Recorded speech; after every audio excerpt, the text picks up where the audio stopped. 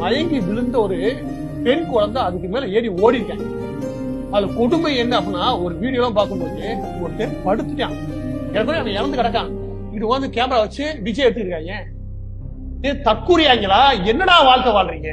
இவங்க ஒரு அரசியல் மாற்றத்துக்காக வந்த கூட்டம் அல்ல, ஒரு பெரும் தற்கூறிகளால் கூடப்பட்ட தற்கூறிகளின் கூட்டம். ஒரு இவ்வளவு பெரிய அசம்பாவித சம்பவம் நடக்குது. அது நம்மளை பார்க்க வந்தவங்க நடக்குது. நம்மளுடைய ஃபேன்ஸ் இறந்து போயிட்டாங்க.